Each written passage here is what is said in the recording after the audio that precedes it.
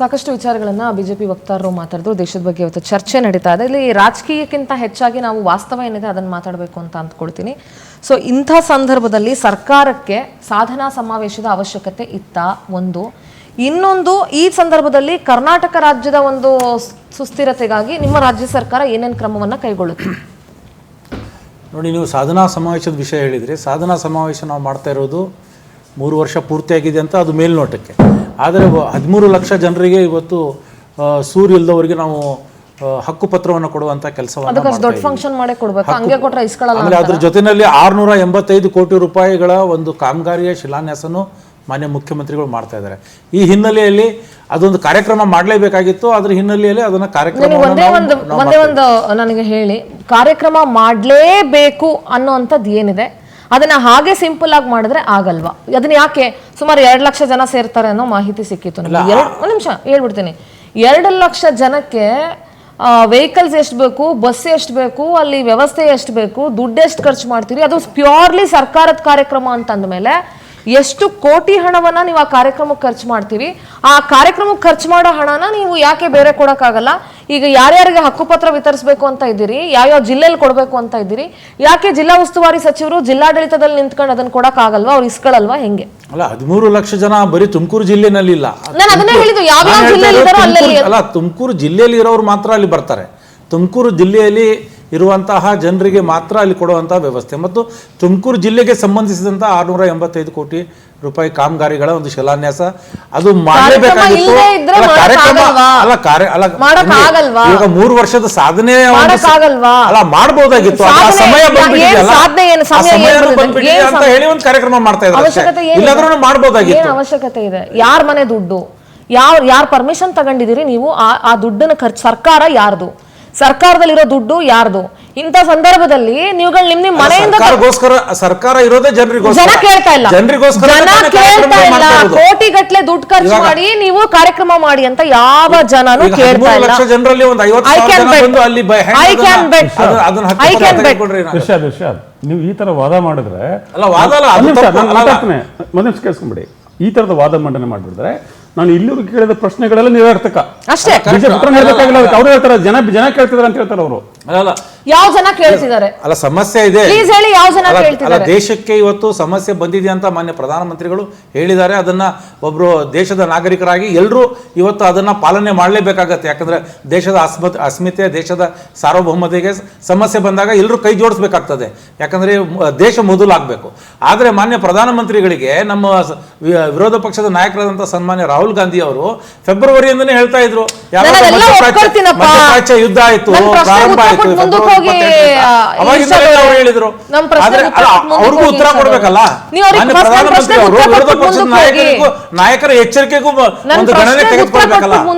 ಅಲ್ಲ, ನಾನು ಹೇಳ್ತಾ ಇದ್ದೀನಲ್ಲ, ಇವತ್ತು ನೋಡಿ ಕಾರ್ಯಕ್ರಮ ಮಾಡಬೇಕು. ಅನಾವಶ್ಯಕ 100% ಹೇಳ್ತೀನಿ, ಅನಾವಶ್ಯಕ. ಯಾವ ಜನನು ಒಂದು ಕೋಟಿ ಅವ್ರಿಗೆ ಬೇಕಾಗಿರೋದು ಹಕ್ಕುಪತ್ರ ಅಷ್ಟೇ ಅಲ್ವಾ ಸರ್? 2,000 ಬಸ್ಗಳನ್ನ BMTC ಬಿಡ್ತೀನಿ ಅಲ್ವಾ ಸರ್? ಅವ್ರಿಗೆ ಬೇಕಾಗಿರೋದು ಹಕ್ಕುಪತ್ರ ಅಷ್ಟೇನೆ. ಅವರಿಗೆ ನೀವು ಕಾರ್ಯಕ್ರಮ ಮಾಡ್ಕೊಡ್ತಿರೋ, ಜಿಲ್ಲಾಡಳಿತದಲ್ಲಿ ಕೊಡ್ತಿರೋ, CM ಆಫೀಸಲ್ಲಿ ಕರ್ತ್ಕೊಳ್ತಿರೋ, it doesn't matter. It 100% doesn't matter. ಅವಶ್ಯಕತೆ ಇಲ್ಲ. ಏನಕ್ಕೆ ದುಡ್ಡು ಖರ್ಚು ಮಾಡ್ತೀರಿ ಅಷ್ಟೊಂದು? ಸರ್ಕಾರದ ದುಡ್ಡು ಅಂತೀರಿ, ಅದನ್ನ ಯಾವ್ದಾದ್ರು ಡೆವಲಪ್ಮೆಂಟ್ ಹಾಕಿ ಹೇಳ್ತೀನಿ. ಸಾರಿಗೆ ನೌಕರರು ಮುಷ್ಕರ ಮಾಡ್ತಾ ಇದಾರಲ್ಲ, ಸಂಬಳ ಕೊಡಿ ಅವರಿಗೆ. ನಿಮ್ದು ಹೆಂಗಿದೆ ಅಂತಂದ್ರೆ ಡೆವಲಪ್ಮೆಂಟ್ ಕಾರ್ಯಕ್ರಮ ಮಾಡಕ್ ಇನ್ನೊಂದಷ್ಟು ಕೋಟಿ ಸುರಿತೀವಿ ಅನ್ನಂಗಿದೆ. ಯಾರಪ್ಪನ ಮನೆದ್ರಿ ಅದು ದುಡ್ಡು? ಜನಗಳ ದುಡ್ಡು ಅದು. ಇಲ್ಲಿ ಜನಕ್ಕೆ ನೀವು ಬಂದು ಅದನ್ನ ಕಮ್ಮಿ ಮಾಡಿ, ಇದನ್ನ ಕಮ್ಮಿ ಮಾಡಿ, ಅಲ್ಲೆಲ್ಲ ಯುದ್ಧ ಆದ್ರೆ ಇಲ್ಲಿ 9 ರೂಪಾಯಿ ಹಾಲಿನ ಬೆಲೆ ಜಾಸ್ತಿ ಮಾಡ್ತೀರಿ ನೀವು. ಇವತ್ತು ನಾವು ಇರೋದೇ ಜನಪರ ಕಾರ್ಯಕ್ರಮ ಮಾಡಕ್ಕೆ, ನಾವು ಕೊಡ್ತಾ ಇರೋದೇ ಜನರಿಗೋಸ್ಕರ ಕಾರ್ಯಕ್ರಮಗಳು. ಇವತ್ತು ನೇರವಾಗಿ 7 ರಿಂದ 8 ಸಾವಿರ ರೂಪಾಯಿ ಅವರು ಕಪ್ಪು ಹಣ ತರ್ತೀವಿ ಅಂತ ಹೇಳಿ ನೋಟ್ ಅಮಾನ್ಯಕರಣ ಮಾಡಿದ್ರಿ. 99% ನೋಟುಗಳು ವಾಪಸ್ ಬಂತು. ಅದಕ್ಕಾಗಿ ಎಷ್ಟು MSME ಕ್ಲೋಸ್ಗಳು ಆದವು, ಎಷ್ಟು ಸಮಸ್ಯೆ ಆಯ್ತು, ಎಷ್ಟು ತೊಂದರೆ ಆಯ್ತು, ದೇಶದ ಆರ್ಥಿಕ ಸ್ಥಿತಿನೇ ನಿಂತು ಹೋಯ್ತು. ಬಹುಶಃ ನಾನು ಬಹಳ ಕಠಿಣವಾಗಿ ಮಾತಾಡ್ಬೇಕಾಗತ್ತೆ ಈ ಸಂದರ್ಭದಲ್ಲಿ. ಬಸವರಾಜ್ ಸರ್, ದಯವಿಟ್ಟು ತಪ್ಪು ತಿಳ್ಕೊ. ಬಹಳಷ್ಟು ಯಾರು ಅಂತ ಹೇಳ್ತಾ ರಾಜಕಾರಣಿಗಳು ಒಂದಲ್ಲ ಒಂದ್ ದಿವಸ ಈ ದೇಶ ಮಾರ್ಬಿಡ್ತೀರಾ ಹಿಂಗೆ ಮಾಡ್ಕೊಂಡು ಅವ್ರ ಮೇಲೆ ನೀವು, ನಿಮ್ಮ ಮೇಲೆ ಅವರು ಮಾಡಿ ಮಾಡಿ ಮಾಡಿ ಮಾಡಿ ಈ ದೇಶನ ಒಂದ್ ದಿವಸ ಮಾರ ಸ್ಥಿತಿಗೆ ತಗೊಂಡೋಗಿ ಇಡ್ತೀರಾ. ಅಷ್ಟೇ. ಈಗ ಅಡ ಇಟ್ಟಿದಿರಲ್ಲ ಎಷ್ಟೋ ಬಿಜೆಪಿನೂ ಹೌದು, ಕಾಂಗ್ರೆಸ್ ಹೌದು, ಬಸ್ ಸ್ಟ್ಯಾಂಡ್ಗಳನ್ನ, ಬಿಲ್ಡಿಂಗ್ ಗಳನ್ನ ಅಡ ಇಟ್ಟಿದಿರಲ್ಲ, ಲೋನ್ ತಗೊಂಡಿದಿರಲ್ಲ, ಅದ್ರ ಮೇಲೆ ಅದೇ ತರ ನೀವು ಒಂದ್ ದಿವಸ ಭಾರತನ ಮಾಡ್ತೀರಾ ನೋಡಿ. ನಾನು ಸರ್ ಹತ್ರ ಒಂದು ಯಾರಿಗೂ ಪ್ರಶ್ನೆ ಕೇಳಿ ನೈತಿಕತೆ ಇಲ್ಲ ಬಯಸ್ತೇನೆ. ನಿಮ್ಗಳಿಗೆ ಮಾತಾಡಕ್ಕೆ. 2013ರಲ್ಲಿ ಹಿಂದಿನ ಹಣಕಾಸು ಸಚಿವರು ಪಿ ಚಿದಂಬರಂ ಅವರು ಪಾರ್ಲಿಮೆಂಟ್ ಅಲ್ಲಿ ಹೇಳಿದ್ರು, ಹೊರಗಡೆನೂ ಹೇಳಿದ್ರು, ನೀವು ಗೋಲ್ಡ್ ಅನ್ನ ಪರ್ಚೇಸ್ ಅನ್ನ ಕಡಿಮೆ ಮಾಡಿ ಅಂತ. ಅವಾಗ ಏನ್ ಕ್ರೈಸಿಸ್ ಇತ್ತು? ಅಲ್ಲ, ನಾವು ಪ್ರಧಾನಮಂತ್ರಿ ಅವರು ಗೋಲ್ಡ್ಗಳನ್ನ ಇದನ್ನ ಮಾಡಿಬಿಡಿ ಅಂತ ಹೇಳಿದಕ್ಕೆ ನಮ್ದೇನು ಸಮಸ್ಯೆ ಇಲ್ಲ, ನಮ್ದೇನು ಅಭ್ಯಂತರ ಇಲ್ಲ. ಅದು ದೇಶಕ್ಕೋಸ್ಕರ ಅವ್ರು ಹೇಳ್ತಾ ಇದ್ದಾರೆ, ಕರೆಕ್ಟು. ಆದರೆ ನಾವು ಹೇಳ್ತಾ ಇರೋದು ಚುನಾವಣೆ ಮುಗಿಯುವವರೆಗೆ ಇವರೆಲ್ಲ ಸರಿ ಇದೆ, ಏನೂ ಆಗಿಲ್ಲ ಅಂತ ಹೇಳಿ 4 ಮೇಗೆ ದೀದಿ ಹೋಗ್ತಾರೆ, ಬೇರೆ ಸರ್ಕಾರ ಬರುತ್ತೆ ಅಂತ ಹೇಳ್ಕೊಂಡು ಇವ್ರು ಬಂದು 2-3 ದಿವಸದಲ್ಲಿನೇ ನೀವು ನಮ್ಗೆ ನೀತಿ ಪಾಠ ಹೇಳಿದ್ರಿ ದೇಶದ ಜನರಿಗೆ. ನೀವು ನಿಮ್ಮ ಮೇಲೆ ನಾ ಯಾವ ರೀತಿ ಮಾಡಬೇಕು? ಆಮೇಲೆ ಹಲವಾರು ಬಾರಿ ನೀವು ದೇಶನ ಉದ್ದೇಶಿಸಿ ಮಾನ್ಯ ಪ್ರಧಾನಮಂತ್ರಿಗಳು ಮಾತಾಡಿದ್ದಾರೆ. ನೋಟ್ ಒಟ್ಟಿಗೆ 60,000 ಖರ್ಚಾಗತ್ತಾರ, ಎಲ್ಲಾನು ಜಾಸ್ತಿ ಮಾಡ್ಬಿಟ್ರಿ ನೀವು. ಬಂದು ಕಾಂಗ್ರೆಸ್ ಸರ್ಕಾರದ ಮೇಲೆ ಸರ್ ತುಂಬಾ ಜನ ನಿರೀಕ್ಷೆ ಇಟ್ಕೊಂಡಿದ್ರು, ಹಾಗಾಗಿ ಆ ಮ್ಯಾಸಿವ್ ಓಟ್ ಸಿಕ್ಕಿದ್ದವ್ರಿಗೆ. ಆದ್ರೆ ಯಾವ್ದಾದ್ರ ಮೇಲೆ ಟ್ಯಾಕ್ಸ್ ಹಾಕಿಲ್ಲ ಸರ್ ಇವ್ರುಗಳು. ಯಾವ್ದನ್ನು ಉಳಿಸಿದಾರೆ ಹೇಳಿ ಸರ್? ಎಷ್ಟು ಸಲ ಹಾಲಿನ ರೇಟ್ ಜಾಸ್ತಿ ಮಾಡಿದ್ರು, ಎಷ್ಟು ಸಲ ಏನೇನ್ ಜಾಸ್ತಿ ಮಾಡಿದ್ರು. ರೈತರಿಗೆ ಬೆಂಬಲ ಬೆಲೆ ಕೊಡಬೇಕಾಗಿತ್ತು, ಅದಕ್ಕೋಸ್ಕರ ಮಾಡ್ತಾ ಇದೀವಿ. ರೈತರಿಗೆ ಕಡಿಮೆ ಬೆಂಬಲ ಬೆಲೆ ಹೋಗಿಲ್ಲ.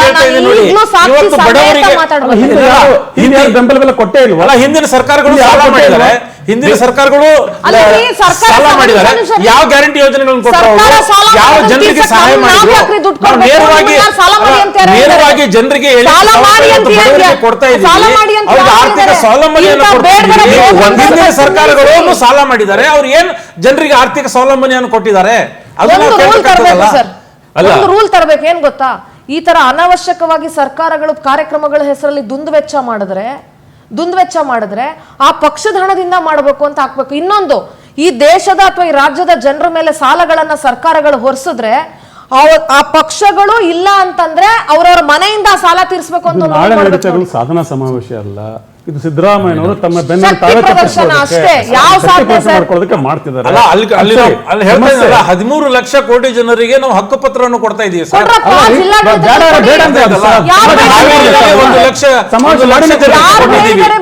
ನಿರಂತರವಾಗಿ ಜನರ ಸೇವೆ, ಜನಪರ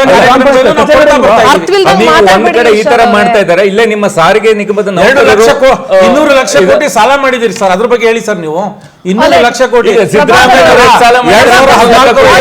ಪ್ರಧಾನಮಂತ್ರಿಗಳು 54 ಲಕ್ಷ ಮಿನಿಸ್ಟರ್ ಸೀತಾರಾಮನ್ ಹೇಳ್ತಾರೆ 200 ಲಕ್ಷ ಕೋಟಿ ಕೇಳಿ. ನೀವೆಲ್ಲ ರಾಜಕಾರಣಿಗಳು ಬದುಕ್ ಬಿಡ್ತೀರಾ? ಯಾಕೆ ಹೇಳಿ? ಒಬ್ಬೊಬ್ರು 100 ಕೋಟಿ 1000 ಕೋಟಿ ಮಾಡ್ಕೊಂಡಿದ್ದೀರಾ. ಇಲ್ಲಿ ಸಾಯೋರು ಯಾರು ಗೊತ್ತಾ? ನಾವು ನಮ್ಮಂತ ಮಧ್ಯಮ ವರ್ಗದಲ್ಲಿ ಇರ್ತೀವಲ್ಲ, ನಾವು ಸಾಯ್ಬೇಕಷ್ಟೇನೆ. ಬಹಳ ಕಠಿಣವಾಗಿ ಹೇಳ್ಬೇಕಾಗುತ್ತೆ ಇದನ್ನ, ಯಾಕಂದ್ರೆ ಇಟ್ ಇಸ್ ಅ ಫ್ಯಾಕ್ಟ್. ನೀವುಗಳೆಲ್ಲ 1000 ಕೋಟಿ ಮಾಡ್ಕೊಂಡಿದ್ದೀರಾ, 100 ಕೋಟಿ ಮಾಡ್ಕೊಂಡಿದ್ದೀರಾ, ಆಸ್ತಿಗಳಿರುತ್ತೆ, ಹೆಂಗಾದ್ರೂ ಬದುಕ್ ಬಿಡ್ತೀರಾ ಸರ್ ನೀವು? ಇಲ್ಲಿ ದುಡ್ಡಿಲ್ಲ ಅಂತಂದ್ರೆ 100 ಕೋಟಿ ಎತ್ಕೊಂಡ್ ಬೇಕಾದ್ರೆ ವಿದೇಶಕ್ಕೆ ಬೇಕಾದ್ರೆ ಹೋಗ್ಬಿಡ್ತೀರಾ. ರಾಜಕಾರಣಿಗಳು ಆ ಪರಿಸ್ಥಿತಿಯಲ್ಲಿ ಇದಾರೆ ನಮ್ಮ ದೇಶದಲ್ಲಿ. ಆದ್ರೆ ನಾವುಗಳು ಆ ಪರಿಸ್ಥಿತಿಯಲ್ಲಿ ಇಲ್ಲ. It is hard truth. ವಿದೇಶಕ್ಕೆ ಹೋಗ್ತಾರೆ ಅಂತ ಹೇಳಿದ್ರಲ್ಲ, ಕಳೆದ 12 ವರ್ಷದಲ್ಲಿ ಭಾರತೀಯ ಉದ್ಯಮಿಗಳು ವಿದೇಶದಲ್ಲಿ ಬಂಡವಾಳ ಹೂಡೋದು ಜಾಸ್ತಿ ಆಗಿದೆ. ಹೌದು ಸರ್. ಈಗ ನಾವು ರಿಲಯನ್ಸ್ ನ ನೋಡ್ಲಿಲ್ವಾ ಸರ್? ಹೌದು. ಅಮೆರಿಕದಲ್ಲಿ ಅವರು ತೈಲ ಇದಕ್ಕೋಸ್ಕರ ಇನ್ವೆಸ್ಟ್ಮೆಂಟ್ ಆಸ್ಟ್ರೇಲಿಯಾ ಆಗಲಿ, ನ್ಯೂಜಿಲೆಂಡ್ ಅಲ್ಲಿ ಇದೆ, ಬೇರೆ ಬೇರೆ ದೇಶ, ಆಫ್ರಿಕಾದಲ್ಲಿದೆ. ಅದನ್ನ ನಮ್ಮ ಭಾರತದಲ್ಲೇ ಅದಕ್ಕೆ ನಮ್ಮ ಸರ್ಕಾರದಿಂದ ಮೊಬಿಲೈಸೇಷನ್ ಫಂಡ್ ಕೂಡ ಕೊಡ್ತಾರೆ, ಸಾವಿರಾರು ಕೋಟಿಗಳಷ್ಟು. ಆಮೇಲೆ ಈ ದೇಶದ ಪ್ರತಿಷ್ಠಿತ ಶ್ರೀಮಂತರೆಲ್ಲ ಟ್ಯಾಕ್ಸ್ ಯಾರು ಕಟ್ತಾರೆ sir? They know how to not to pay the tax. They know how to divert the money to not to pay the tax. Tax ಕಟ್ತಾರ ಯಾರು ಗೊತ್ತಾ ಸರ್? ನಮ್ಮಂತ ಮಿಡಲ್ ಕ್ಲಾಸ್ ಜನ ಸರ್. ಬಹುಶಃ ಪ್ರಭಾಕರ್ ಮಾತಾಡ್ಬೇಕು, ಅದು ಮಾತಾಡೋದು ಹೇಳ್ತೇನೆ.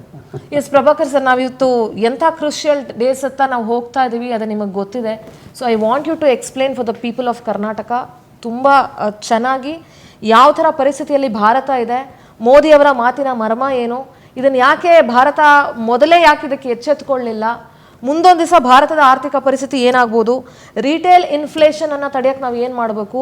ಈಗ ನಾವು ಇನ್ಫ್ಲೇಷನ್ ನಮ್ಮದು ಆಹಾರ ವಿಚಾರದಲ್ಲಿ ಬಂದರೆ 4.2% ಅಲ್ಲಿದೆ. ಸೊ ಅದು ಹೇಗೆ, ಇದು ಎಲ್ಲದ್ರ ಬಗ್ಗೆ ನೀವು ಸಮಗ್ರವಾಗಿ ತಿಳಿಸ್ಕೊಡ್ಬೇಕು ಅಂತ ಕೇಳ್ತೀನಿ ನಾನು. ನಮಸ್ತೆ ಮ್ಯಾಮ್. ನಾವು ಇವತ್ತು ಏನು ಫೇಸ್ ಮಾಡ್ತಿದ್ದೀವೋ ಆ ಸಮಸ್ಯೆ ಬಂದು ಏನು ಇದೇ ಮೊದಲಲ್ಲ. 2010ರಲ್ಲೂ ಫೇಸ್ ಮಾಡಿದ್ವಿ, 1990ಸಲ್ಲೂ ಫೇಸ್ ಮಾಡಿದ್ವಿ, ಮತ್ತು 2008 ಕೂಡ ಫೇಸ್ ಮಾಡಿದ್ವಿ, ಮತ್ತು ಈಗ ಕೂಡ ಫೇಸ್ ಮಾಡ್ತಾ ಇದ್ದೀವಿ. ಅದು ಇರಾಕ್ ಮೇಲೆ ಅಮೆರಿಕ ಮತ್ತು ಇರಾನ್ ಇಸ್ರೇಲ್ ವಾರ್ ಬಂದು 1 ರಿಂದ 2 ತಿಂಗಳ ಒಳಗಡೆ ಮುಗೀತಂತ ಒಂದು ಎಸ್ಟಿಮೇಷನ್ ಇತ್ತು. ಅವರ ಇದರಲ್ಲಿ ಇದಾಗಿತ್ತು.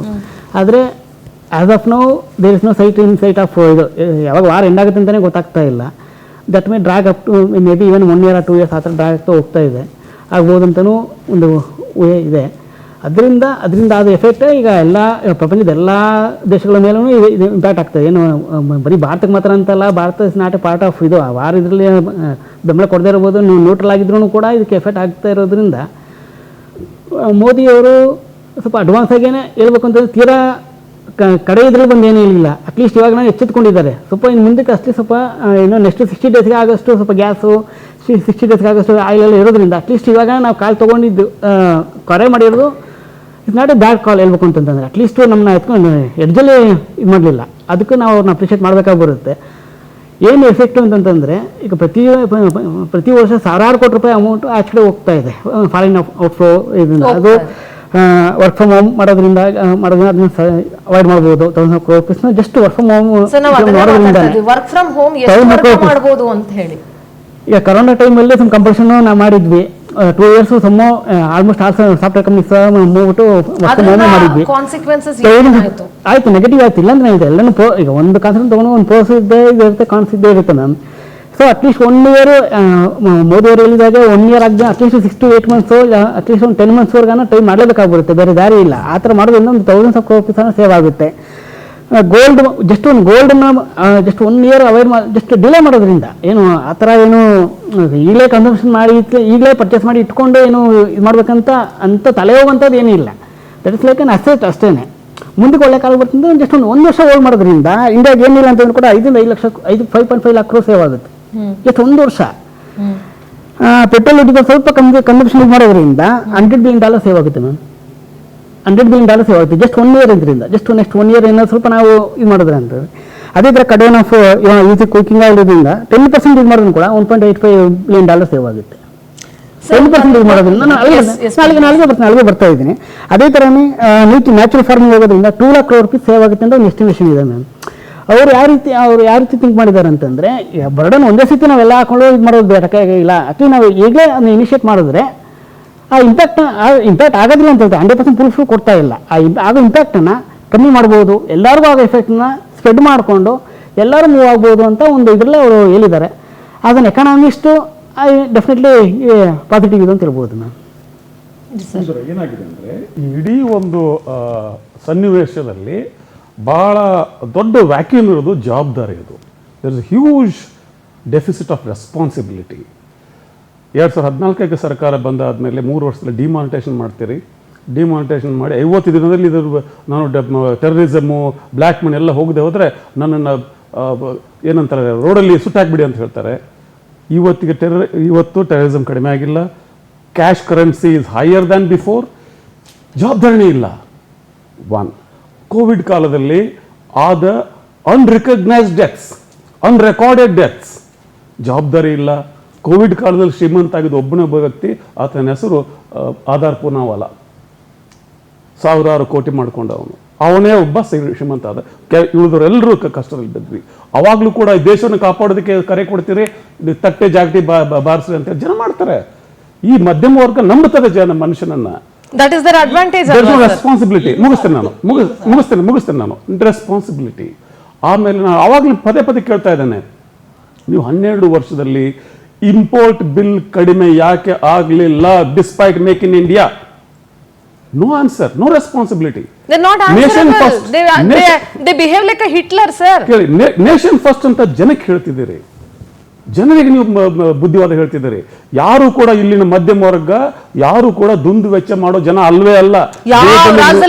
ಜೇಬಲ್ಲಿ 1000 ರೂಪಾಯಿ ಇದ್ರೂ ಕೂಡ 1 ರೂಪಾಯಿ ಸುಮ್ಮನೆ ಬಿಸಾಕಲ್ಲ ಮನುಷ್ಯ ಇಲ್ಲಿ. ಅದು ಪೆಟ್ರೋಲ್ ಆಗಲಿ, ಡೀಸೆಲ್ ಆಗಲಿ, ಅಡಿಗೆ ಎಣ್ಣೆ ಆಗಲಿ, ಯಾವುದೇ ಆಗಲಿ. ಸ್ವಲ್ಪ ಮನೇಲಿ ಅಡಿಗೆ ಎಣ್ಣೆ ಜಾಸ್ತಿ ಬಿದ್ದರೆ ಮನೆಯಲ್ಲಿ ಬಯಸ್ಕೋತಾರೆ ಹೆಣ್ಮಕ್ಳು, ಇಷ್ಟಾಗಿ ಎಣ್ಣೆ ಹಾಕಿದ ಈ ಹೊಳಕಿಂತ ಮುಂಚೆನೆ. ಇದೆಲ್ಲ ಜವಾಬ್ದಾರಿ ಇಲ್ಲ. Gap is responsibility number 1. Number 2, the method of handling. ಈ ಅಡಿಷನಲ್ ಬರ್ಡನ್ ಏನಿದೆಯಲ್ಲ, ಸರಿ ಇದು ಇವತ್ತು ಬಂದಿಲ್ಲ, ಆದರೆ ಯಾವಾಗ ಶುರು ಆಯಿತು ಅಲ್ಲಿಂದ ನಿಮ್ಮ ಸಿದ್ಧತೆ ಏನಾಗಿರಬೇಕಾಗಿತ್ತು. When this crisis started, what should have been your preparatory measures? ಏನೂ ಮಾಡಿಲ್ಲ. ಆಮೇಲೆ ನ್ಯೂಟ್ರಲ್ ಅಂತ ಹೇಳಿರಲ್ಲ, whereas you are not neutral. You are taken the side of America and Israel. You are not neutral in this. You are taken side and that's a huge problem. ಆಮೇಲೆ ಒಂದು economy, ಈ ದೇಶದ economy ತುಂಬ ಓದ್ಕೊಂಡ್ರೆ ಅರ್ಥ ಆಗ್ತದೆ. ಈ ದೇಶದ 5% ಜನ ಅಲ್ಲ, 5 ಜನ ಅವರ ಒಟ್ಟು ಆಸ್ತಿ ಈ ದೇಶದ 50% ಕೆಳಗಡೆ ಇಲ್ಲ. ಅವರಷ್ಟು 50% wealth of 50% of this India's population is held by only 5 individuals in equal terms. ನೀವು ಯಾಕೆ ಪದೇ ಪದೇ ಟ್ಯಾಕ್ಸ್ ರಿಫಾರ್ಮ್ ಮಾಡ್ತೀರಿ? Why are you not taxing ultra rich? Why are you only transferring burden to the middle class? ಈಗ ಅವಾಗಲೇ ಹೇಳಿದೆ ನಾನು ಪ್ರಭಾಕರ್, ಈಗೇನು ಬಂತಲ್ಲ ನಮ್ಮ oil additional whatever bill it's there, it has to be shared equally between the oil companies, government and the sir, ಇದಕ್ಕೆ user. ಇನ್ನೊಂದು sir, You cannot ಶ್ರೀಮಂತರು transfer all ಮತ್ತು of them ಬಡವರ to ನಡುವೆ the ಇರುವ ಶ್ರೀಮಂತರು ಮತ್ತು ಬಡವರ ನಡುವೆ ಇರುವ ಆದಾಯ ಹಾನಿ ಬಹಳ ದೊಡ್ಡ ಆತಂಕ ಇದೆ. ನಾನು ಒಂದೆರಡು ಪಾಯಿಂಟ್ಸ್ ಅವ್ರ ಪಾಯಿಂಟ್ಗೆ ನಾನು ಪಾಯಿಂಟ್ ಬೈ ಪಾಯಿಂಟ್ ಹೇಳಲಿಕ್ಕೆ ಬಯಸ್ತೇನೆ. ನಾವು 2016ರಲ್ಲಿ ಡಿಮಾನಿಟೈಸೇಷನ್ ಮಾಡಿದ ನಂತರನೂ ಯಾಕೆ ಇನ್ನು ಕ್ಯಾಶ್ ಟ್ರಾನ್ಸಾಕ್ಷನ್ ಜಾಸ್ತಿ ಆದವು ಅಂತ ಸರಿ, ಒಂದು ಆಗಿನಕ್ಕೆ ಈಗೀಗ ಕಂಪೇರ್ ಮಾಡಿದ್ರೆ ಸೈಜ್ ಆಫ್ ದ ಎಕಾನಮೀಸ್ ತುಂಬಾ ಜಾಸ್ತಿ ಆಗಿದೆ 10 ವರ್ಷದಲ್ಲಿ. ಕ್ಯಾಶ್ ಕರೆನ್ಸಿ ಕಂಟ್ರೋಲ್ ಮಾಡಬೇಕಿತ್ತು, ಕ್ಯಾಶ್ ಮಾಡ್ಕೊಟ್ಟಿದ್ದೀರಿ ನೀವು. ನೋಡಿ, size of economy as per size of nothing ಎಕಾನಮಿಗೂ nothing today. Proportionate to sir. ಹೇಗೆ ಸಂಬಂಧ ಇದೆ ಅದು? How it is related? Thimmaiah, ಸಮಸ್ಯೆ ಅದಲ್ಲ. We can debate the numbers, the whole evening. That's not the point. Point is responsibility. Sir, ನಮ್ಮ What you have taken in 12 years. ನಮ್ಮ ಮಾನ್ಯ ಪ್ರಧಾನಮಂತ್ರಿಗಳು full responsibility only he asked or requested our citizens to go for a corrective measures. In 12 years, we have faced so many problems and crises.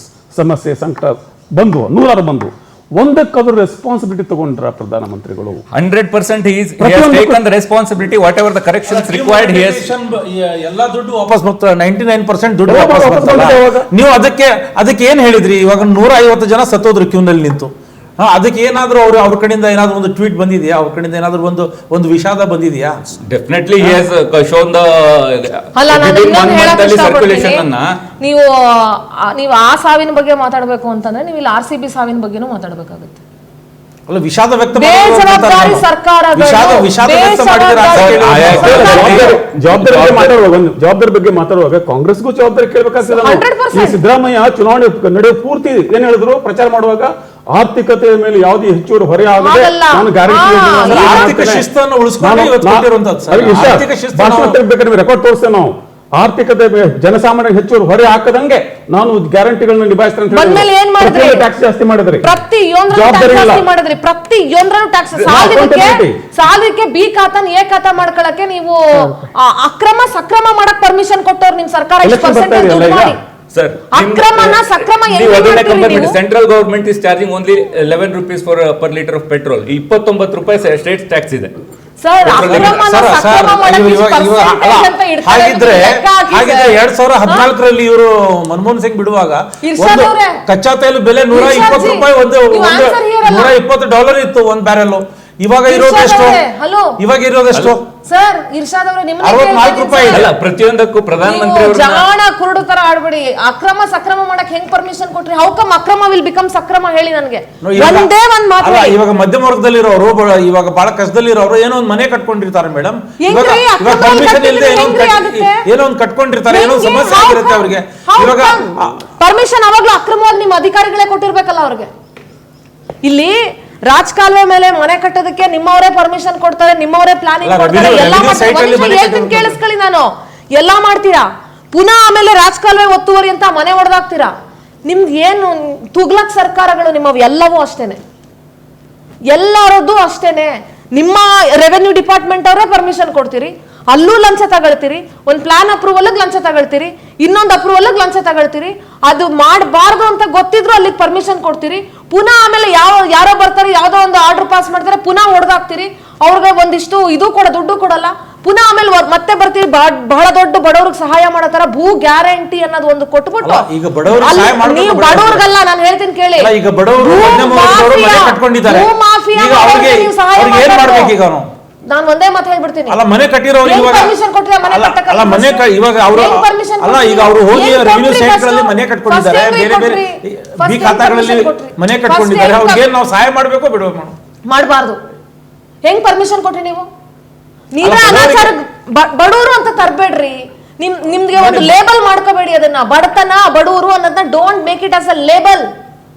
ಬಡವ್ರಿಗೆ ಮಾಡ್ದಿ ಈ ಬಡತನದಲ್ಲಿ ಇಟ್ಟಿರೋರು ನೀವುಗಳೇ, ರಾಜಕಾರಣಿಗಳೇ. 40 ವರ್ಷ ಒಂದೊಂದು district ಗಳನ್ನ ಆಳ್ವಿಕೆ ಮಾಡಿ ನೀವು ಆ ಜನನ ಇವತ್ತು ಬಡತನದಲ್ಲಿ ಇಟ್ಟಿದ್ದೀರಾ ಅಂತಂದ್ರೆ ಅದು ಕಾರಣ ನಿಮ್ಮ ಆಳ್ವಿಕೆ. ನೀವು ಮಾತ್ರ ಬಡವರಾಗಿರಲ್ಲ, ಹೆಂಗೆ ಜನ ಮಾತ್ರ ಬಡವರಾಗಿರ್ತಾರೆ? How come it is possible? ಹೇಳ್ಕೊಡಿ, ಅಂತ ಕೃಷಿ ಯಾವುದು ಹೇಳ್ಕೊಡಿ. ವರ್ಷದಿಂದ ವರ್ಷಕ್ಕೆ 50 ಕೋಟಿ 100 ಕೋಟಿ ಆದಾಯ ಬರೋ ಕೃಷಿ ಯಾವ್ದಿದೆ ಹೇಳ್ಕೊಡಿ, ನಮ್ಗೆ ಹೇಳ್ಕೊಡಿ ಸರ್. ಜನ ಕಲ್ತ್ಕೊಳ್ಳಿ, ಬಡವ್ರು ಕಲ್ತ್ಕೊಳ್ಳಿ. ನೋಡಿ, ಇವತ್ತು ಜನಪರ ಕಾರ್ಯಕ್ರಮ ವರ್ಷದಿಂದ ವರ್ಷಕ್ಕೆ ಸರ್ಕಾರಿ ಶಾಲೆಯಲ್ಲಿ ಡೆವಲಪ್ಮೆಂಟ್ ಆಗಲ್ಲ, ಪ್ರೈವೇಟ್ ಸ್ಕೂಲ್ಗಳು ಇಂಪ್ರೂವ್ ಆಗ್ತವೆ, ಹೆಂಗೆ ಒಂಚೂರು ಹೇಳ್ಕೊಡಿ. ವರ್ಷದಿಂದ ವರ್ಷಕ್ಕೆ ಬೇರೆ ಬಿಸ್ನೆಸ್ಗಳು, ಸಾಮಾನ್ಯ ಜನರ ಹೋಟ್ಲುಗಳು, ಯಾವ್ದು ಬಿಸ್ನೆಸ್ಗಳು ಇಂಪ್ರೂವ್ ಆಗಲ್ಲ. 100 ಕೋಟಿ 50 ಕೋಟಿ ನಿಮ್ಮ ರಾಜಕಾರಣಿಗಳ ಬಿಲ್ಡಿಂಗ್ಗಳು, ನಿಮ್ಮ ರಾಜಕಾರಣಿಗಳ ಹೋಟ್ಲುಗಳು 11 ಗಂಟೆ ರಾತ್ರಿವರೆಗೂ ಕೆಲವು ಹೋಟೆಲ್ಗಳಿಗೆ ಪರ್ಮಿಷನ್ ಕೊಡ್ತೀರಾ? ಕೊಡಿ, ಎಲ್ಲ ಹೋಟ್ಲಿಗೂ ನೋಡೋಣ. ಎಲ್ಲ ಹೋಟ್ಲಿಗೆ ಕೊಟ್ಟಿರ್ತಾರೆ ಮೇಡಮ್. ಯಾಕಾಗಲ್ಲ? ಯಾಕೆ ಜನಸಾಮಾನ್ಯನ ಆದಾಯ ಯಾಕೆ ದುಪ್ಪಟ್ಟಾಗಲ್ಲ ಸರ್? ನಿಮ್ದೆಲ್ಲ ಹೆಂಗ್ ದುಪ್ಪಟ್ಟಾಗುತ್ತೆ? ಅಲ್ಲ ನೋಡಿ, ಇವಾಗ ಕಾನೂನು ರೀತಿನಲ್ಲೇ ಎಲ್ಲವನ್ನ ನಾವು ಕೊಡ್ಬೇಕಾಗ್ತದೆ. ಕಾನೂನು ಯಾವ ರೀತಿ ಇದೆ ಅದೇ ರೀತಿ ಕೊಡ್ಬೇಕಾಗ್ತದೆ. ಕಾನೂನಿನ ಬಗ್ಗೆ ಮಾತಾಡೋ ನೈತಿಕತೆ ಇಲ್ಲ ರಾಜಕಾರಣಿಗಳಿಗೆ. ನಾನು ಹೇಳ್ತೀನಿ ಕೇಳಿ, ಯಾವ್ದ್ರ ಬಗ್ಗೆ ಮಾತಾಡೋ ನೈತಿಕತೆನೂ ಇಲ್ಲ. ಹೆಂಗೆ ಕಾನೂನು ಬಗ್ಗೆ ಮಾತಾಡ್ತೀರಿ ನೀವು? ಕಾನೂನನ್ನ ಪಾಲಿಸಿದ್ರೆ ಅಕ್ರಮ ಮಾಡ್ತಾನೆ ಇರ್ಲಿಲ್ವಲ್ಲ. ಅಲ್ಲ, ಅಕ್ರಮ ಇವಾಗ ಅವ್ರು ಮಾಡಿದ್ದಾರೆ. ಇವಾಗ ಏನ್ ಮಾಡಕ್ ಪರ್ಮಿಷನ್ ಕೊಟ್ಟವ್ರು ಯಾರು? ಅಲ್ಲ, ಪರ್ಮಿಷನ್ ನೋಡಿ, ಇವತ್ತು ಕೊಟ್ಟವ್ರು ಯಾರು? ಬಿಟ್ಟವ್ರು ಯಾರು? ಯಾವ ರೀತಿ ಸಂದರ್ಭಗಳಿತ್ತು, ಏನ್ ಸಂದರ್ಭಗಳಲ್ಲಿ ಅವ್ರು ಮಾಡಿದ್ದಾರೆ ಅವೆಲ್ಲ ಬೇಡ ಸರ್ ನನ್ಗೆ. ಇವತ್ತು ಅವ್ರು ಅದನ್ನ ಮಾಡಿದ್ದಾರೆ. ಅವ್ರಿಗೆ ಸಹಾಯ ಮಾಡುವಂತ ಕೆಲಸವನ್ನ ನಾವು ಮಾಡ್ತೀವಿ. ಕಾನೂನಿಗೆ ಸಂದರ್ಭ ಇದೆಯಾ? ಕಾನೂನಿಗೆ ಯಾವ್ದಾದ್ರು ಸಂದರ್ಭ ಹೇಳ್ತಾ ಇರೋದಲ್ಲ, ಅವ್ರ ಜನ ಯಾವ ನೀವು ರೀತಿ ಕಾನೂನಿಗೆ ಬೆಲೆ ಕೊಡ್ಬೇಕು ಅಂದ್ರೆ ಕಾನೂನಿನ ವ್ಯಾಪ್ತಿಯಲ್ಲಿ ಒಂದು ಜಾಗಕ್ಕೆ ಪರ್ಮಿಷನ್ ಕೊಡಕ್ ಆಗಲ್ಲ ಅಂತ ಅಂದ್ಮೇಲೆ ನೀವ್ ಹೆಂಗ್ ಕೊಡ್ತೀರಿ ಜಾಗಕ್ಕೆ ಪರ್ಮಿಷನ್? ಕಾನೂನಿನ ಪಾಠ ಮಾಡ್ತೀರಿ ನೀವು ಜನಕ್ಕೆ ಬಂದು ಇಲ್ಲಿ? ಎಸ್ ಪ್ರಭಾಕರ್ ಸರ್, ನನ್ಗೊಂದು ಇನ್ನೊಂದು ಪ್ರಶ್ನೆ ಇದೆ ಸರ್. ನೀವು ಹೇಳಿದ್ರಿ ಮೋದಿ ಅವರು ಮುಂಚೆನೆ ಹೇಳಿದ್ದಾರೆ ನಮ್ಗೆ, ಆಮೇಲೆ ಏನ್ ಹೇಳಿಲ್ಲ. ಐ ಡೂ ಅಗ್ರಿ, ಓಕೆ, ಅದನ್ನ ಕನ್ಸಿಡರ್ ಮಾಡೋಣ ಅಂತಾನೆ ಇಟ್ಕೊಳ್ಳಿ. ಯಾಕೆ ಸರ್ ಇವಾಗ ಬಸವರಾಜ್ ಸರ್ ಹೇಳ್ದಂಗೆ 12 ವರ್ಷಗಳಲ್ಲಿ ನಮ್ಮ ಇಂಪೋರ್ಟ್ಸ್ ಇದು ಯಾಕೆ ಕಮ್ಮಿ ಆಗ್ಲಿಲ್ಲ? ಅದ್ರ ಜೊತೆಗೆ ಜಾಸ್ತಿ ಯಾಕೆ ಆಯ್ತು ಅನ್ನೋದ್ರ ಜೊತೆಗಡೆಗೆ ಕಮ್ಮಿ ಆಗ್ಬೇಕಾಯ್ತು, ಎಕ್ಸ್ಪೋರ್ಟ್ ಜಾಸ್ತಿ ಹೌದು, ರಿವರ್ಸ್ ಆಯ್ತಲ್ವಾ? ಅದರ ಜೊತೆಗೆ ಸರ್ ಇಷ್ಟೆಲ್ಲ ಹೇಳ್ತಿರೋರು ಇದು ಜನಸಾಮಾನ್ಯರು ಮಾತ್ರ ಮಾಡ್ಬೇಕಾ ಅನ್ನೋದು ನಮ್ಮ ಪ್ರಶ್ನೆ. ಗೌರ್ಮೆಂಟ್ ಮಾಡ್ಬೇಕಾಯ್ತು ಮಾಡೋಣ. ಫಾರ್ಚುನೇಟ್ಲಿ ಲಾಸ್ಟ್ 10-11 ಮಂತ್ಸಿಂದ ಕಾಮರ್ಸ್ ಮಿನಿಸ್ಟ್ರಿ ಸಹ ತುಂಬ ಆಕ್ಟಿವ್ ಆಗಿದೆ. ಫಾರಿನ್ ಟ್ರೇಡ್ ಅಗ್ರಿಮೆಂಟ್ಸ್ಗಳನ್ನ ಎಂಟ್ರಿ ಆಗ್ತಾ ಬರ್ತಾ ಇದೆ. 9 ಫಾರಿನ್ ಟ್ರೇಡ್ ಅಗ್ರಿಮೆಂಟ್ಸ್ನ ಫೈನಲೈಸ್ ಮಾಡಿದ್ದಾರೆ. ಜಸ್ಟ್ ಅಲ್ಲಿಗೆ ಬರ್ತಾ ಇದ್ದೀನಿ. ಸೊ ಅದು ಬಂದು ಎಫೆಕ್ಟ್ ಆಗುತ್ತೆ, ಬಟ್ ಅದು it may not possible to immediately ಆಗೋದಿಲ್ಲ. ಒಂದು ಪಾಸಿಟಿವ್ ಪಾಯಿಂಟ್ ಏನಂತಂದರೆ, ನಿನ್ನೆ ಪಿ ಚಿದಂಬರಂ ಅವರು ಕೂಡ 9 ಬಜೆಟ್ ಪ್ರೆಸೆಂಟ್ ಮಾಡಿದರು ಕಾಂಗ್ರೆಸ್ ಕಡೆಯಿಂದ. ನಿನ್ನೆ ಅಪ್ರಿಷಿಯೇಟ್ ಮಾಡಿದ್ದಾರೆ ಮೋದಿ ಅವರ ಕಾಲ್ನ ಅಪ್ರಿಷಿಯೇಟ್ ಮಾಡಿದ್ದಾರೆ.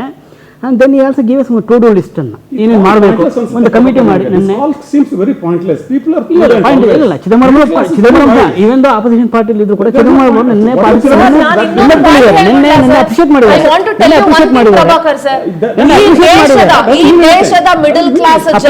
ಅಪ್ರಿಷಿಯೇಟ್ ಮಾಡಿ ಕೊಟ್ಟಿದ್ದಾರೆ ಏನೇನು ಮಾಡಬೇಕು ಅಂತ.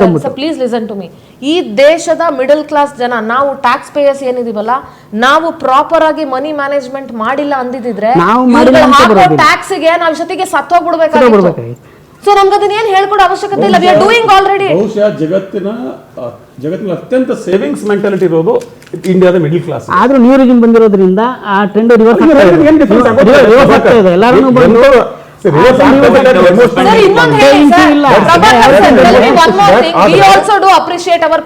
ನಾನು ಅದ್ರ ಬಗ್ಗೆ ಡಿಸ್ಪ್ಯೂಟ್. ನಾನು ಇನ್ನೊಂದು ಮಾತು ಹೇಳ್ತೀನಿ ಸರ್. ಈಗ ಪ್ರಧಾನ ಮಂತ್ರಿ ಹೇಳ್ತಾರೆ ಅಂತಂದ್ರೆ ಆಯ್ತಪ್ಪ ನಮ್ಮ ದೇಶಕ್ಕೋಸ್ಕರ ಮಾಡೋಣ ಸರ್. 28 ಫೆಬ್ರವರಿಯಲ್ಲಿ ವಾರ್ ಅಲ್ಲಿಂದ ಶುರು ಆಯ್ತಲ್ಲ ಸರ್. ಅದಾದ್ಮೇಲೆ ಪಂಚರಾಜ್ಯ ಎಲೆಕ್ಷನ್ ಇತ್ತಲ್ಲ ಸರ್. ಯಾಕೆ ಸರ್ ಕ್ಯಾಂಪೇನ್ಗೆ ಅಷ್ಟೊಂದು ದುಡ್ಡು ಖರ್ಚು ಮಾಡಿದ್ರು? ಅಷ್ಟೊಂದು ವೆಹಿಕಲ್ ಯಾಕೆ ಖರ್ಚು ಮಾಡಿದ್ರು ಸರ್? ಯಾಕೆ ಸರ್ ಅಲ್ಲಿ ಫಾಲೋ ಮಾಡ್ಲಿಲ್ಲ? ಯಾಕೆ ಮಾಡ್ಲಿಲ್ಲ ಸರ್ ಹೇಳಿ? ಅಲ್ಲಿ ಯಾಕೆ ಅವರು ಅದನ್ನ ಕಂಟ್ರೋಲ್ ಮಾಡ್ಲಿಲ್ಲ? ಪ್ರಧಾನಮಂತ್ರಿಗಳಿಗೆ ಈಗ ನಿಜವಾಗ್ಲೂ ಜವಾಬ್ದಾರಿ ಅನ್ನೋದಿದ್ರೆ ಈಗ ವಿಶೇಷ ಅಧಿವೇಶನ ಕರೆದು ಒಂದು ಶ್ವೇತಪತ್ರ ಹೊರಡಿಸಿ ಚಿದಂಬರಂ ಅವ್ರನ್ನ ವಿಶ್ವಾಸಕ್ಕೆ ತಗೊಂಬೇಕು. ಆಕ್ಚುಲಿ ನಿನ್ನೆ ತುಂಬಾ ಚೆನ್ನಾಗಿ ಪಾಯಿಂಟ್ಸ್ ಹಾಕಿದ್ರೆ ಟು ಡೂ ಲಿಸ್ಟ್ ಕೊಟ್ಟಿದ್ದಾರೆ. ಅವರು ಕೂಡ ವಿಶ್ವಾಸಕ್ಕೆ ತಗೊಂಡು ಮೊದಲು ಪಕ್ಷಭೇದ ಮರ್ತು ಬಿಟ್ಟು ಈಗ ಒಳ್ಳೆ ಪರಿಸ್ಥಿತಿ. ಮೊದಲು ಸಂಸತ್ತಿಗೆ ಲೆಕ್ಕ ಹೇಳಿ, ಲೆಕ್ಕ ಹೇಳೋಣ ಇಲ್ಲ ಅಂತ ಚಿದಂಬರಂ ಅವರು ಕೂಡ ಪಾಯಿಂಟ್ಸ್ ಕೂಡ ಮಾಡ್ಬೇಕಂತ ಒಂದು ಪರಿಸ್ಥಿತಿ ನಾವು ಬಂದಿದ್ದೀವಿ. ಈಗ ಮೋದಿ ಅವರು ಪಕ್ಷಭೇದನೆಲ್ಲ ಮರ್ತು ಬಿಟ್ಟು ಎಲ್ಲಾ ಪಕ್ಷಗಳನ್ನೂ ಕಾಮಿಡಿ ತಗೊಂಡು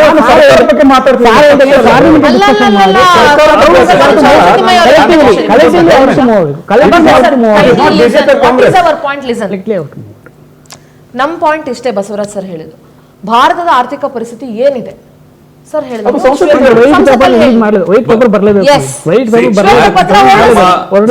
ಭಾರತದ ಸರ್ಕಾರ GDP ಫಿಗರ್ಸ್ ಒಂದು ಹೇಳ್ತಾ ಇದೆ, ಸದೃಢವಾಗಿ ಬಜೆಟ್ ಫಿಗರ್ಸ್ ಒಂದು ಹೇಳ್ತಾ ಇದೆ. ಹೌದು, ಡೈರೆಕ್ಟ್ ಟ್ಯಾಕ್ಸ್ ಕಲೆಕ್ಷನ್ಸ್ ಒಂದ್ ಕಡೆ ತೋರಿಸ್ತಾ ಡೋಂಟ್ ಇದ್ದಾರೆ. ಮಿಸ್ಲೀಡ್ ತಿಮ್ಮಯ್ಯ ಅವರೇ ದಯವಿಟ್ಟು ಸರ್, please. ಒಂದು Mislead people. ನೋಡಿ ನಮ್ GST ಕಲೆಕ್ಷನ್ ಕಡಿಮೆ ಆಗಿಲ್ಲ, ಬಟ್ ಏನಾದ್ರೂ ನನಗೆ ಇದೆ ಫ್ಯಾಕ್ಟ್ಸ್ ಅಂಡ್ ಫಿಗರ್ಸ್ ಬೇಕು.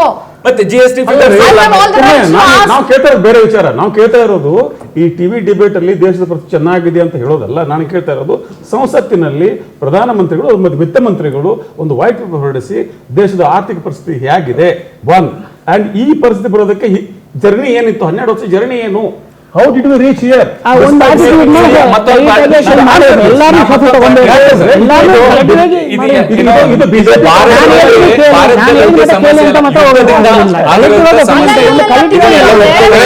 ಎರಡು ತಿಂಗಳಲ್ಲಿ ನೀವು ಯಾಕೆ ಇದನ್ನ ಹೇಳಿಲ್ಲ? 2-3 ತಿಂಗಳಲ್ಲಿ ಯಾಕೆ ದಟ್ ಇಸ್ ಹೇಳಿಲ್ಲ? Okay.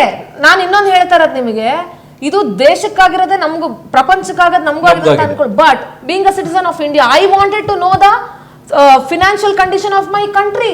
It is my right to ask.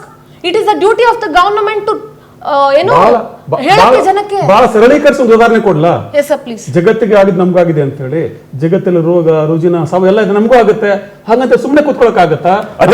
ಏನು ಅದನ್ನ ಸಂಸತ್ತಿನಲ್ಲಿ ಹೇಳಿ ಭಾಷಣ ಮಾಡಬೇಡಿ. ಪಾಯಿಂಟ್. ಬೇರೆ ಹೊರಗಡೆ ಬೇರೆ ಮಾತಾಡ್ತೀರಿ. That is the point. ಇಲ್ಲ ನಮ್ಮ ಆರ್ಥಿಕ ಮಂತ್ರಿಗಳು ಅದನ್ನೆಲ್ಲ ಹೇಳ್ತಾರೆ, ಮುಂದೆ ಅದನ್ನ ಸ್ಪಷ್ಟನೆ ಕೊಡ್ತಾರೆ. ಸಂಸತ್ತಿನಲ್ಲಿ ಶ್ವೇತಪತ್ರ ಹೊರಡಿಸಿ ಸಂಪೂರ್ಣವಾಗಿ ಪ್ರಶ್ನೋತ್ತರ ಚರ್ಚೆ ಆಗಬೇಕು. ಇದು ಸರ್ಕಾರ ಮತ್ತು ಜನರ ಮಧ್ಯದ ಒಂದು ವಿಶ್ವಾಸದ ಪ್ರಶ್ನೆ. ಇದು ಕಾಂಗ್ರೆಸ್ ಬಿಜೆಪಿ ಜಗಳ ಅಲ್ಲ. ಸರ್ಕಾರ ಮತ್ತು ಜನರ ಮಧ್ಯದ ವಿಶ್ವಾಸದ ಪ್ರಶ್ನೆ. ಮತ್ತೆ ಆಮೇಲೆ ಈ ದೇಶಭಕ್ತಿಯನ್ನ ತೋರಿಸುವ ಜವಾಬ್ದಾರಿ ದೇಶದ ಮಧ್ಯಮ ವರ್ಗದ ಮೇಲೆ ಮಾತ್ರ ಇದೆಯಾ? ದೇಶಭಕ್ತರು ಅವ್ರು ಮಾತ್ರ, ಬೇರೆಯವರು ಪ್ರಧಾನಮಂತ್ರಿ ಅವರು ಇಡೀ ದೇಶದ ಕೋಟಿ ಜನರಿಗೆ ಇನ್ನೂ ಪಡಿತರ ಚೀಟಿ ಅಡಿನಲ್ಲಿ ಆಹಾರ ಕೊಡ್ತೀರಾ ನೀವು? ಶ್ರೀಮಂತರಿಗೆ ಆ ವರ್ಗಕ್ಕೆ ಯಾವ ರೀತಿ ಭಾರನ ಶಿಫ್ಟ್ ಮಾಡಬಹುದು.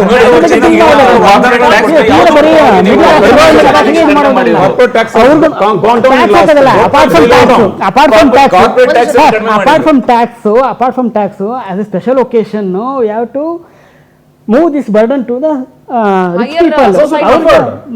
Offer ಮಾಡಲೇಬೇಕು. ಅವ್ರಿಗೆ 5% ಅಂತ ನೀವು ಹೇಳಿದ್ರಲ್ಲ ಸರ್, ಅವ್ರಿಗೆ you have to invite them, you have to enforce them, you have to invite these people to ಯಾಕೆಂದ್ರೆ ಅಂತ ದೊಡ್ಡ ವ್ಯಕ್ತಿಗಳಿಗೆ ಪ್ರತಿಯೊಂದು ಫೆಸಿಲಿಟಿ ಕೊಟ್ಟಿದೆ ಸರ್ಕಾರ. ಮಿಡ್ಲ್ ಕ್ಲಾಸ್ ನ ಲೋಯರ್ ಕ್ಲಾಸ್ ರೆಸ್ಕ್ಯೂ ಮಾಡೋದಕ್ಕೆ ಅವ್ರಿಗೆ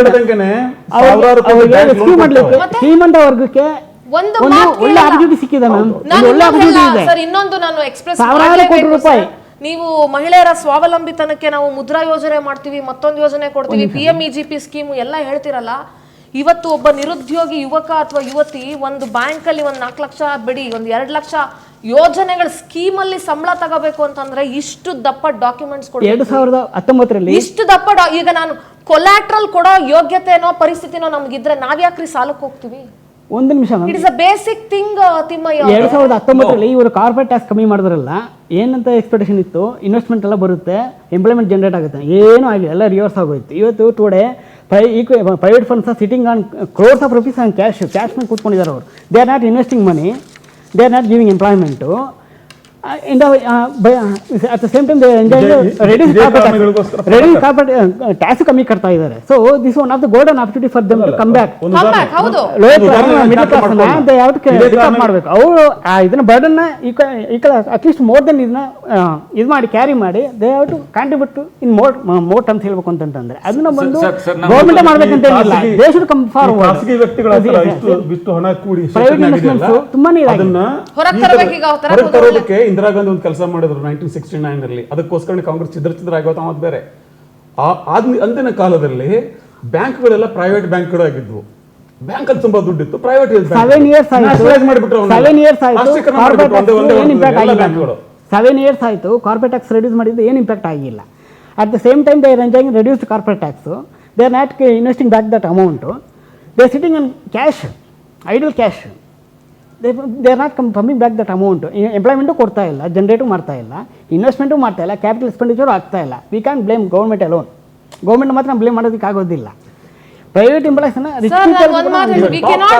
we cannot blame the government alone. I do agree, but government can bring them ಅಲ್ವಾ ಸರ್? 7 years ಆಯ್ತು. It's the right time to Government take a should call. try to bring them This out, is no? the right time to take a call. Whether you have to continue that corporate tax, ಇಲ್ಲ you have to increase ಮಾಡಿ at least tax ಅನ್ನು ಕಟ್ಸಿದಾಗ ಇದು ಮಾಡಿ Sir, knowledge ಬರುತ್ತೆ. ಆ measures ಇಂದ Cess sir, ಕೂಡ sir, ನಾವು ಈಗ ಹಾಕ್ಬೋದು. ವರ್ಲ್ಡ್ ದ ಮೂರನೇ ಥರ್ಡ್ ಲಾರ್ಜೆಸ್ಟ್ ಇಲ್ಲ, ಸ್ಟಾರ್ಟ್ಅಪ್ ಕಮ್ಮಿ ಇಕಾನಮಿ ಆಗಿದೆ. ಆಗಿದೆ. ಆರು ಬಂದಿದೆ, ಆರು We have ಬಂದಿದೆ. come down ಆರು now. ಬಂದಿದೆ. ಆರನೇ I am telling about startup ಈಗ No, no, no, ದೇಶವನ್ನು we have come ಸ್ಥಾನಕ್ಕೆ ತೆಗೆದುಕೊಂಡೋಗಿದೆ. No, I am talking about startup ecosystem.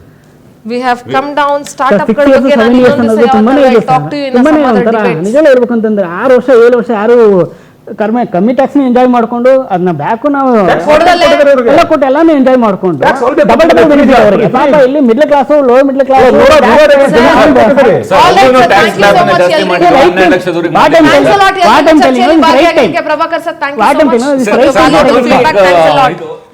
ಒಟ್ಟಾರೆಯಾಗಿ ತಿಮ್ಮಯ್ಯ ಅವರೇ ಥ್ಯಾಂಕ್ಸ್ ಅ ಲಾಟ್.